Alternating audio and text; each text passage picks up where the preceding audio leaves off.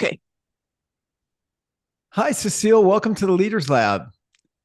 Thanks, Ken. It's a pleasure being here. Yeah, Looking forward well, to our session. same thing. And we just got to talk for a few minutes, and I've got to know you a little bit through your work and through your other podcasts that you've been on. But why don't you tell for myself and for our audience, maybe walk us through early career or even like kind of where you grew up. Where are you from originally? I know you live in Toronto now. Are you a native? Um, What did early no, life look like for you? I wasn't born here, but I was raised here. So I Okay. was born in Jamaica Okay. and from Jamaica went to the UK when my parents went to the UK. And then from the UK, my parents separated, got divorced. And then my sister and I moved here with my dad. Okay. And I've lived here ever since. So it's quite a while I've been living here. So I don't know anything about Jamaica, no family there, nothing. And I had a nice childhood. Excellent dad. My dad was just so amazing. He was a father, a friend, a visionary, your counselor, everything. So it was quite exciting. So I went to school here, and when I was living here at the early stage, Toronto was like a little town. And we were in a little suburb stuck away from the little town, but it was a sleepy little town. It's so nice to tell the story to people here that's just arrived. Um, Service station would close at 6 o'clock on Friday. So if you didn't get your gasoline by then, you'd have no gasoline left. Wow. That's it, because nothing is open. Grocery stores close at 6 o'clock on a Saturday. So, and everyone was indoors or you'd hang out with your neighbor. It was really, back then, it was a nice neighborly city. Now, not so much. So I went to elementary school here, went to high school here, went to university here. And I don't know why I I've gotten to the conclusion why at the time. I didn't realize why. I said I wanted to be a nurse. And my dad was really excited about that because he said, nurses are needed all over the world. You'd never be without a job. And then I realized, but why do I want to be a nurse? Because I'm afraid of needles. Seems like the wrong So profession, maybe. the wrong profession. Yeah. So then after I finished high school and from taking science courses, I realized it wasn't about being a nerd. It was about the curiosity of science. Mm. So therefore, I went to university and majored in chemistry. After I graduated, I said I would take a year off and then I'll go to become a pharmacist. And I took a year off, but I couldn't find a job. It was at the time a recession. Didn't know what it was at the time because I'm living at home. So I don't know what a recession was. And then I realized, oh, there are not that many jobs out there anymore. And I end up getting a job in financial services. And when the year came for me to go back to school, I said to my dad, you know what? I think I'm going to stay because I like the money a lot better in financial services. Sure. So I stayed there, and I stayed there until the company, not the same company, but I stayed in financial services. And when the company was sold, I realized it was time for a change. So I started thinking about what actually I started thinking before then that it's time for me to leave. I've done enough. And so when it was sold, it's a push I needed to get out. So I started figuring out more what I wanted to do, and I couldn't. I kept thinking maybe I'll become a trainer, I'll go out and train companies. I thought, but no, I don't want to do that either. And then coaching came up, and I thought, wow, this is a great idea. I will do that. So that's how I ended up here because I was off for a year because I decided to take a year off. I had enough money. I got a nice package. And what I did was to fast track to get certified. I would travel around the US to different cities where they were having different, I finished one program, wherever they're going for the next program, I'd follow and I'll go there. So I did that. And then I set up my own coaching practice. And I started coaching middle managers because when I was in finance, I was a senior manager and I managed managers and their team. And then I realized, you know, working with middle managers is a good starting ground for me because they're managing people, but they're not thinking as managers. They're still like a contributor. Hmm. So I started doing that, and it was very successful because I did for about 22 years. Within that time frame, I realized that working with men and women, I loved working with the men because they didn't take a very long time. They got it. They knew what they wanted. You give them the direction, they would run with it. Now, with women who take a lot longer because they question themselves, oh, are you sure? I'm not sure if I can do this. They just took a longer time. So just before COVID, I started thinking about switching. And the reason I started thinking about switching was the fact that I thought, I still want to work with men and women, but I'm going to start change it and I'm marketing more to women because they don't stand in their power and they don't see their potential. And so during COVID, a lot of my clients were working from home with kids and everything, so they sort of took a break. So it was the perfect time for me to make my segue into switching. And I decided to switch.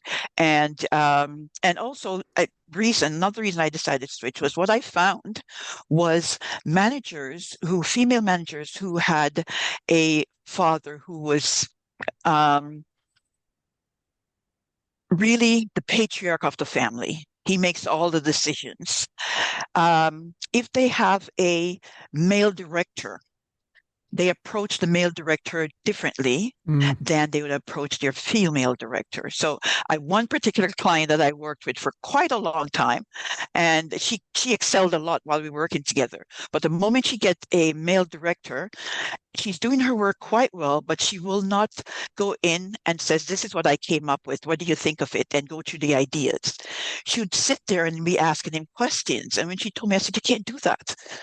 You are in that position now. You're in that position because you're good at your job and you Mm. know your job. So you can't do that. You have to show him what you have come up with. You discuss how you came up with it, all the ideas. And then if there's something else that he needs or it's another idea that he has, he's going to direct it towards you. So she goes, It's really? I said, yes. But you can't be in a senior role and going to the director and ask him for advice. And she did that. She started doing that. And she said, oh my God, it worked. I said, of course it does. And I said to her, what was your dad like? And she said, oh my God. She said, you know, he was strict when she was in elementary school, strict during high school, strict during university, strict, strict, strict until she left home. And I said, that's why. yeah. She goes, really? I said, yes, because that's the male that you grew up with, so you feel more comfortable with and Mm. you're afraid to stand. Once she started doing that, everything was great. So what I did with her was she had me as a coach. She had a female that was actually her mentor. And I said to her, now get a male mentor and Right. get a male. And she did. And after that, success was forever. Well, I think And that's what I it's used. Yeah. it's interesting how, when you described your relationship with your dad, and you said my dad was like my best friend. I'm paraphrasing now, but kind of my best friend, a Yes. Yeah. cheerleader, kind of had our backs. And so when you entered the workforce, it doesn't sound like this was much of an issue for you because you were used to being treated as an equal, being treated with a certain level of respect, or that your opinion and your voice counted. But then as you started talking to men and women, it became for you glaringly clear, at least with your client base, that the extra work that was needed to get them from point A to point B was almost like it became point A to point B to point C, because you had to, sounds like, work on limiting beliefs coming in already about their Yes. relationships with their managers, right? Yes, that's so correct. Yeah, exactly, exactly. You had to, and it was also fair base. I don't know why it was fair base because you're not going to get fired. Right. He's not going to yell at you, but it was a lot of it. I realized was fear based, Well, very much. Yeah. what I noticed in the business world too, men or women, doesn't matter, feminine or masculine energy, doesn't matter. Um, but everybody, no matter what energy they live into on the masculine or feminine side, needs to at times be able to put on that assertive hat. And they also need to know when to put on the emotional IQ, Yes. empathy hat Yeah. too, if they want to be Yeah. ultimately effective. But, I've been in rooms where um, it's not like the loudest one in the room wins, but certainly you can't be a wallflower and just wait for someone to recognize you and draw out your opinions. Like, it's just not going to happen, right? So you got to No, it's find not. Yeah. that balance of when to assert, when to lay back, but certainly not to wait for it, or your career is probably gonna top out at the level you're at right then. No, that is true. That is so true. And I like what you said about the wallflower, because that's what I tell my female clients. I said, if you're going to a networking event, do not arrive late and slinking at the back because Hmm. no one is going to notice you. I said, if you're shy and don't know how to make conversation, arrive when they're setting up Hmm. because then you'll get to meet people that's actually running the event. And what they'll do is the more people come in, they're going to introduce you to these people to make it easier. But never, ever arrive late because that's the end of you. Hmm. Because a lot of people said, oh, I don't like networking because no, I never can meet anyone because you're going in at the last minute because you're shy. And you're So you go waiting in at the for last minute. everything to come to you, right? It's like, well, I didn't Right. meet anyone. It's Exactly. like, well, you never asserted yourself. The other thing Right. in that environment, the people that are setting it up are they want it to be a good event. Out of if 50 people are showing up there and five of them were early, they now have rapport with five people. They're going to Exactly. actively promote you. They're going to be like, oh, have you met Yes. Cecile yet? Have you met Ken yet? He's a great guy. He's from New York. She's from Toronto, like whatever it is. I think it's that way in the corporate environment too, where I kind of feel like, and I don't mean this as cheesy, I guess, as it sounds, but I know I've talked about it on the podcast before, but I do feel like, we all have a brand, whether we like that or not, and it doesn't mean we're out on TikTok, like making dance videos or whatever, but it does mean that your name within your company has associations with it. This person's capable, this person's a good leader, this person's a great salesperson, this person's really nice on top of being those things. But everything is and so every meeting that you're in is really an opportunity to enhance your brand in a way. And it doesn't mean that I don't think that you always need to be politicking. It's just you're putting your best foot forward. You're showing up, you're adding value, you're, contributing where you can, you're helping others where you can, right? And or you're not. And again, you'll stop getting invited to those kinds of meetings. It's true. And yes, you're right. I'll tell you a little story behind that. It was uh, we have a management team report to the executive vice president, and was a lot of women were on that team. And we met, I think it was Monday or Tuesdays. And for some reason, I don't know why I wasn't there at that meeting, but I wasn't even at work that day. And we were doing a reorg, and they were talking about who's doing what, what it's going to look like. And it so happens that every time the executive vice president says something, they says, "Oh, Cecile is on that. Oh, Cecile is on that. Cecile is on that." And he said, well, I guess when you want the job done well, you just bring in Margaret Thatcher." Yeah. And people thought I would be offended. I got back and they said, "Oh my God, you know what Tom did? He compared you to Margaret Thatcher." I said, "You know what though? She's a brilliant woman. She's very smart and Yeah. she has nice handbags. So Yeah. I don't care." And it Yeah. wasn't meant in a So political way. It was meant in a no, get it right. done kind of way. Yeah. No, exactly, exactly. But I guess they didn't understand that. Grant you, she wasn't like, you see, that's the thing too. I don't want to say between men and women. It's like the women are looking at it that she's not very attractive. So I might be offended that I was compared to Margaret Thatcher, but I wasn't. I'm thinking Margaret Thatcher, hey, hell, that's good. Right. But yeah, yeah. So It, it is true. It's people don't, it doesn't register as to, oh, wow, I'm like this person. If I don't know who this person is, maybe I should Google it just to find out. And then that's how you also get to know about yourself. It's like, oh, wow, they thought that of me. I didn't even think that of myself. right. Yeah. How about, so we're talking right now a lot about like personal responsibility and making sure that again your brand, your message, your Mhm. voice is getting heard. What about on the flip side? Like what can leaders do to create a more engaging, more inclusive workplace? I know you've talked about that quite a bit. What are some of the tips that you give, whether it's mid or senior level leaders in establishing diversity and inclusion in the workplace? It's getting to know, and that's the thing about being a leader. Everyone wants to be a leader, and I wouldn't say anyone can be a leader. Some people are just not geared to be a leader, especially leading people. Some people can be a leader as an individual contributor. And this is why, in order to promote someone, you should really know who they are. But what I find is leadership hats. is they just put it on and then now I'm a leader Mhm. and nothing else. They expect that because they're now a leader, they should be respected. So all the team that they're leading should be coming to them instead of going to the team. And part of it, when I was telling managers what they should do is you have to, every new team person come in.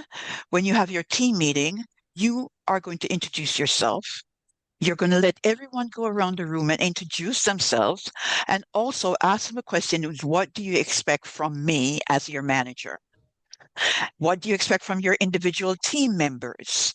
That way, you're also getting to know the person. You can ask them about their personal life. Do you have any kids? Where did you go to school? Just so people can get to know each other and you can get to know that person.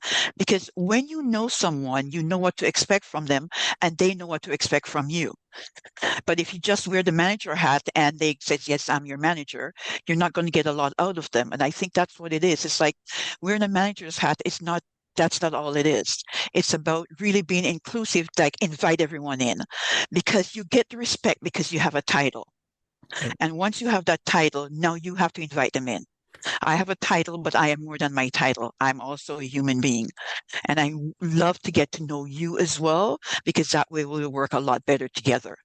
Yeah. And that's where the I think there's inclusive come in. rarely it's rare respect is very rarely not mutual, right? Like if you're not giving it, it's very hard to get it. And it's like, well, Exactly. if this guy doesn't care enough to know who I am, why I'm here, what motivates me, and all they're doing is like pushing production numbers or sales numbers or whatever down upon me, I may do it because I have to do it. Like I need my paycheck.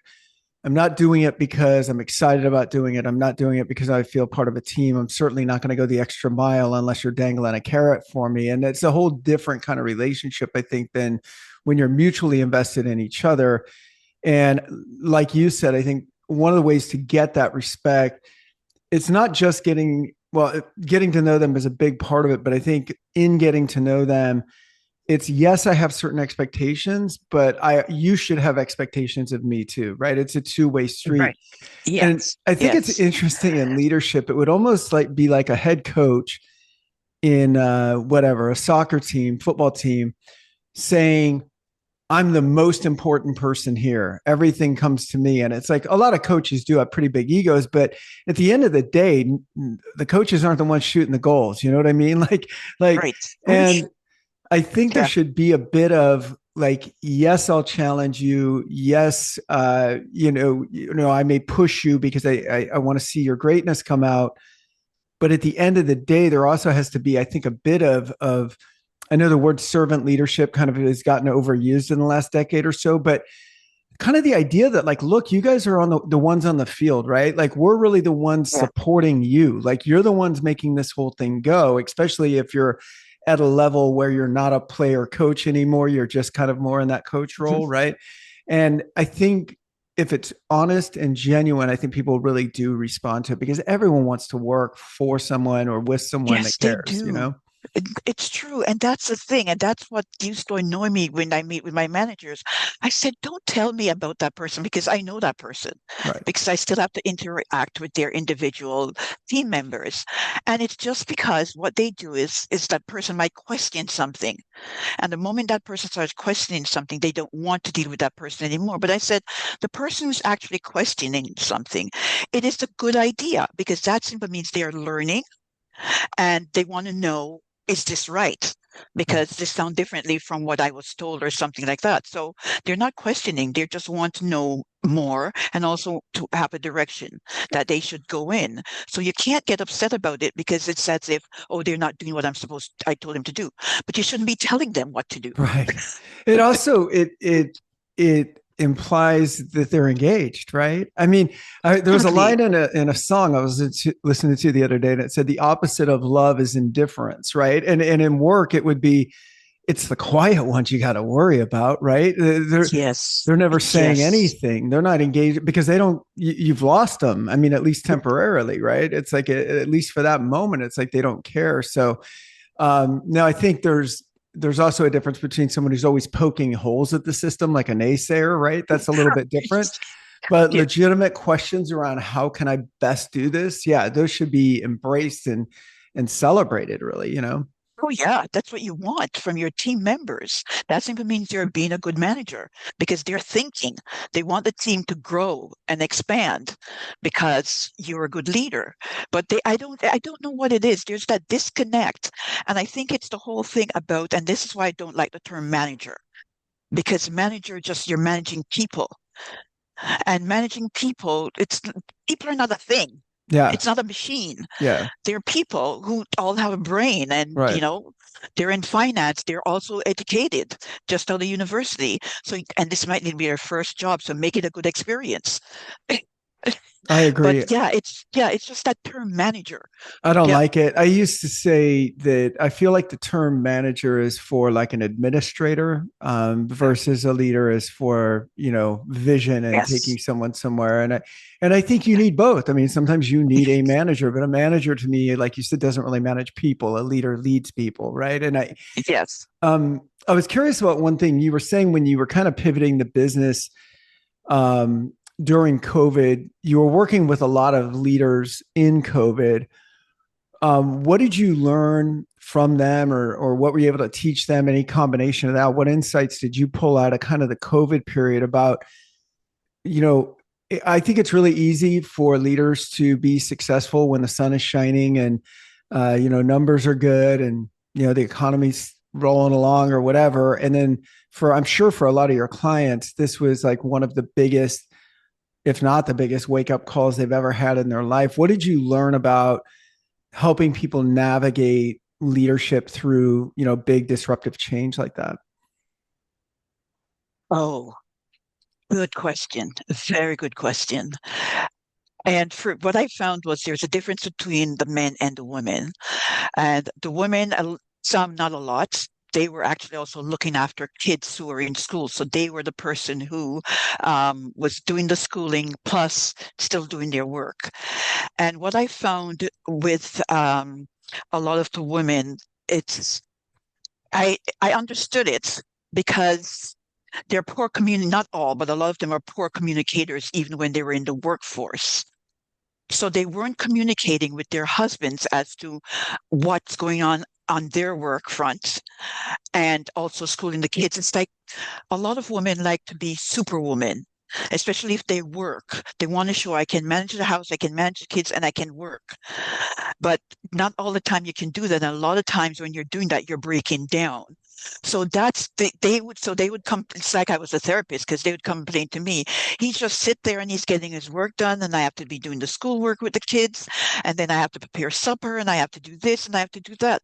And the first thing I say is, have you sat down and spoke to your husband? Mm-hmm. No, I haven't because he always seems so busy. I said, have you ever stopped to say, oh, do you know what? We maybe need to do a schedule here as to, I do 3 days on and you do 2 days and we go back and forth. Some days you do three, I do two with helping with the schoolwork. I said, that's all it takes. But you cannot come to me telling me these are the things that's stopping you from working when you have not included him in what he's doing. He just thinks he can go ahead and do anything, Mm. right? So you can't. You can't be saying, "Oh, my husband does this." I said, "No, no, that's not good. We're not here to do that. We're here to actually achieve something. And today, since we're not going to achieve anything on the work front, we're going to achieve it on the home front in order to move back to the work front." Right. And that because that was the biggest thing. And I presented, I think it was 2022, and it was International Women's Day. I did a presentation. It was Break the Bias, and it was right after. Um, yeah, so it's March, right? So it was right after Black History Month. So I got a lot of calls to actually present Breaking the Bias. And I think most people thought, oh, geez, Breaking the Bias, she's going to talk about, again, you know, open it up to diversity and stuff like that. But I Sure. didn't because I said, when I started, I said, women are women. It doesn't matter what color you are, what religion you are. It doesn't matter at all. I said, women are women. So my breaking the bias is not about me being black or this person being this or this person being that. I said it's women being more inclusive, which simply means it covers everybody. And the first thing I started with was women have to know their values. I said, look at it this way. Because I did I always like to research things, so I have the facts. I said $850 billion was lost in the world economy because women left the office, went home to work from home, and wasn't able to do that because they were the main person looking after the kids. I said, so what does that tell you about women? No answer.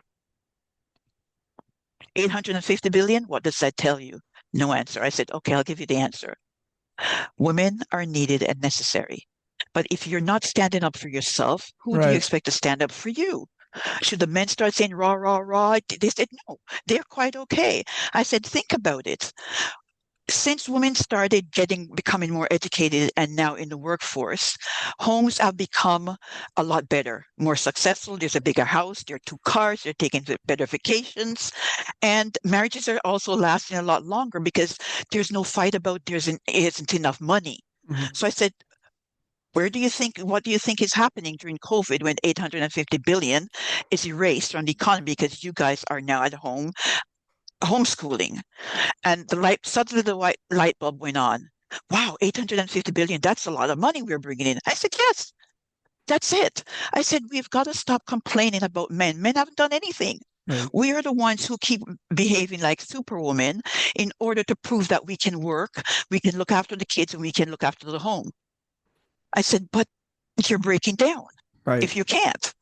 And if you're earning enough money to hire a cleaning lady once a month or whatever, you should do it.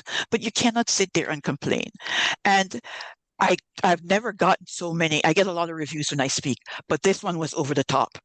Like it was really over the top because it's just that they weren't aware of their contribution, which is also a downfall to women. They're not aware of their contribution.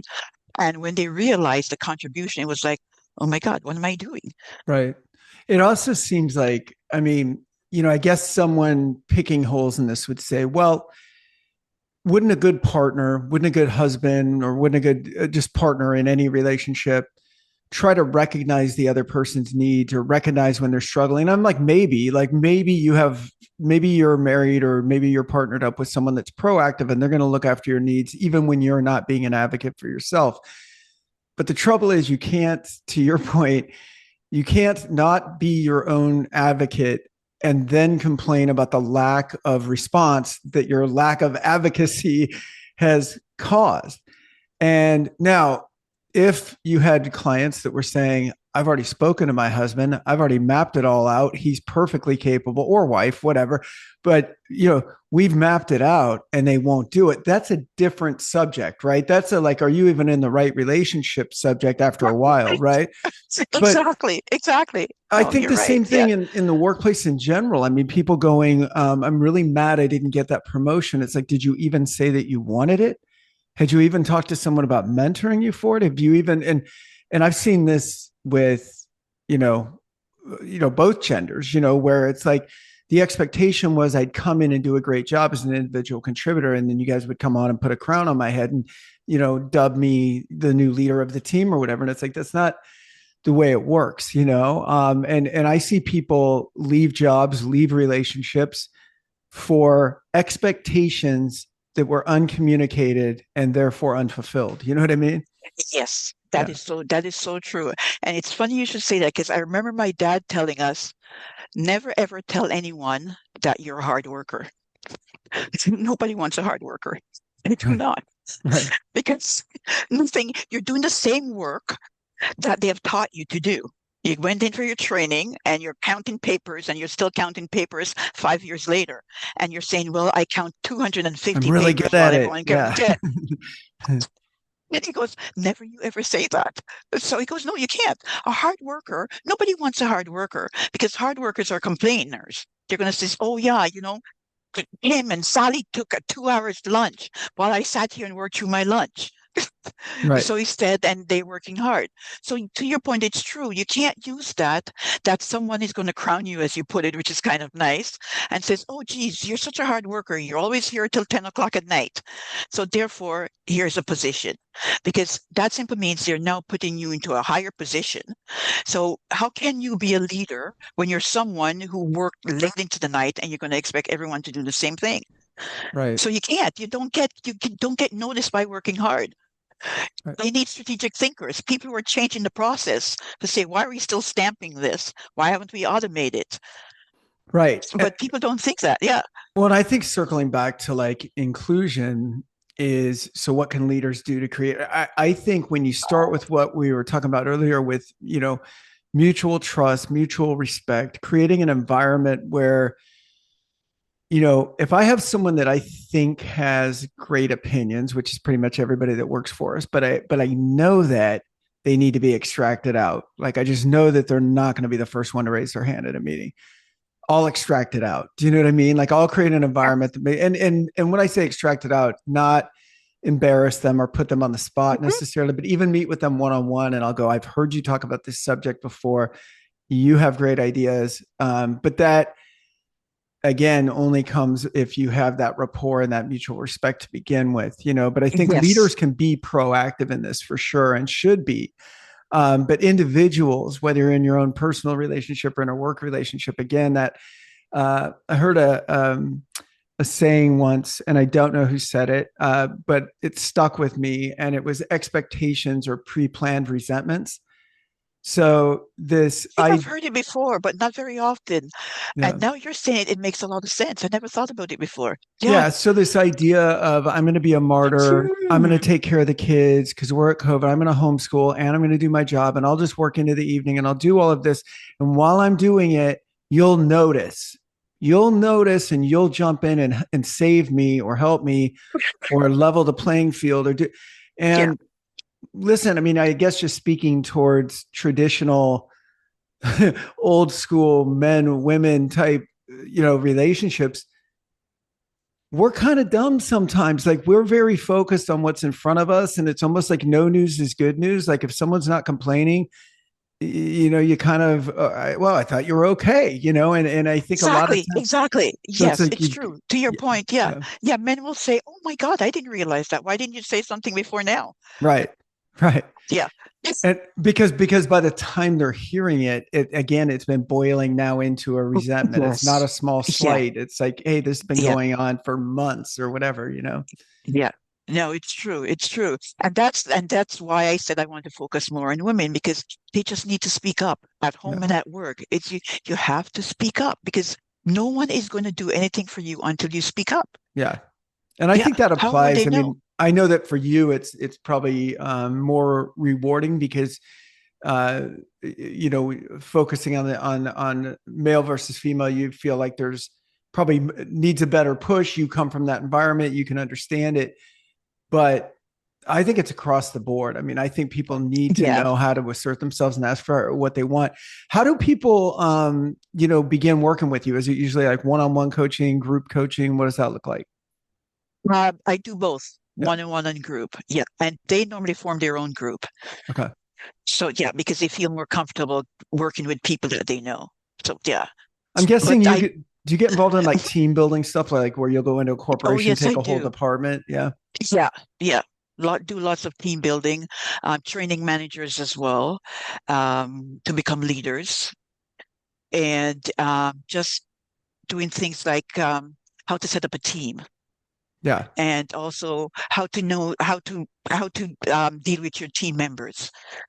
Like here you are now, you're a manager.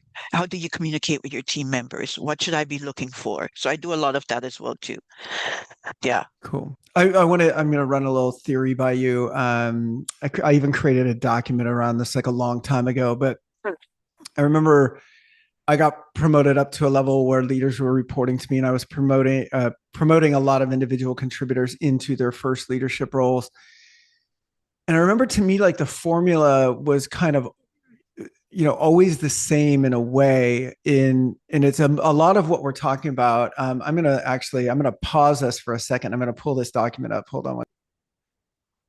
Okay, so we didn't find my document, but I remember a lot of what's in there, and it Mhm. was a lot of times when you're taking over a team. I mean, just saying taking over a team, right? You're taking over for someone else, right? That other person may have gotten promoted, they may have gotten fired, they may have left for another opportunity or whatever. And so I remember one of the first things to me was what we were talking about earlier, which is make time within the first week to have a one-on-one with everybody in the team. And if that's field employees that like drive trucks or whatever. It's like jump in the truck, throw on a uniform, jump in the truck, get out there with them.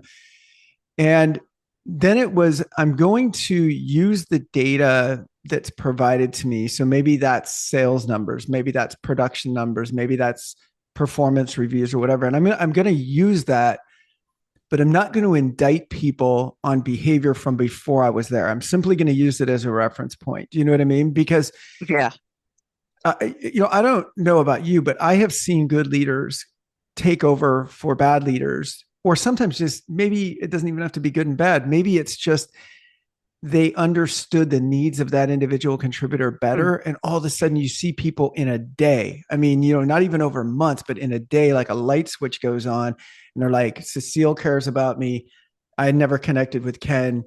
And life is just different now, right? So to me, it was always about get to know them, mutual respect, use the numbers as a reference point, not as an indictment. Because if you do that, it's like, why are you even taking over the team? Why don't you just look at all the reports, can the people that from a report standpoint need to be canned and hire new ones, right? And Yeah. so I always, those are the first couple parts of that document. And then beyond that, it was more about setting new standards. Mm. What we talked about earlier, which was also what to expect from you as a leader, and that mutual accountability, and then sort of giving them the tools and the ongoing training that they need to continue doing well. Yes, and and see that what you just said again, it's so important. It's so important that as a new leader coming in, you have to meet them. You Yeah. have to meet the people that are going to be reported to you. So it's a mutual respect. So they know everything about you and you know everything about them. Yeah. They know how you lead. They need to know that. What's your leadership style? Yeah. Right. So yeah, they need to know all that. I remember there was a young lady and she was on the team and she had, I think, 4 kids and she was really young. So she was hired as a temp. So we were busy, so we hired her. But she was never late for work. And don't ask me how a single mother with 4 kids never late for work. She came in, she worked, she finished work, and she went home. Now, the person that she was reporting to, they weren't getting along. So she went to talk to someone, and they said, "You know what? Go to Cecile because she still manages people, even though it's you should go to your manager." And she said to me, I started asking her about her, and that's when she told me she has 4 kids. And I said, "You have 4 kids?" And she said, "Yes." And I said, "You have never called in sick, from what I've heard, and you're never late. How is that possible?" She goes, "I take really good care of my kids so they do not get sick. They know I'm a single mother. I'm always there for them. This is why I end up leaving work at 5. And so there's no need for them to call me either, because after they finish school, the babysitter picked them up, and the babysitter is there with them until I get home." And I said, "Hmm, geez, you seem very young." She says, "Yes, I am." And I said, "But you also seem to be quite intelligent." And she goes, "Really?" I said, "Yes, because you're a strategic thinker, that you have planned everything at your age, and you're not complaining that I don't want to work late because I have kids." So I said to her, "That's good." So I said to her, "Would you like, after RSP season, that's when everyone invests in their I don't know what you call it in the Like the US, but anyway, 401ks, their retirement that's plans. it for Yeah. exactly. So that's when everything used to be very busy back then. And I said to her, there are a lot of positions are going to be coming up because that's what tend to happen. Would you like one?" And oh my God, tears just start running down. She goes, "Really?" I said, "Yes." I said, "Don't worry, I'll speak to your manager. I will not tell her that you wanted to speak to me, and that's why. I'll just say to her that I was just interested because I overheard you have kids, and I wanted to know if you were okay working late." I said, "That's all I'll say to her." She goes, "Really?" I said, "Yes, because we need people like you." Wow. And just sitting there, just talking to her. And when the company was sold, she got a supervisory position at the new company. Nice. That's really Yeah. cool. That's so Yeah, cool. yeah, it is because you can't do that. People are people, and you have to know what's going on in their life. Sure. Yeah. Absolutely. No, that's so cool. Well, Cecile, it's been great getting to know you. We're going to put your website, obviously all of your socials and stuff in our show notes. Anything else that you wanted to touch on before we get going? Um, Actually, yes, I plan to start a mastermind group. Okay, Yeah, for senior leaders. Yeah, cool. Cool. yeah. And so just reach out to you like on LinkedIn or something like that And yes, they to can hear reach. Yeah, more. yeah, Okay. yeah. They can. So Amazing, that's Cecile. my next move. Yes, this has been wonderful. I Yeah. love it. Thanks, Ken. Thank you. I'm Have a glad good we rest of finally your day. connected. You too. Thanks. You as well. Take care.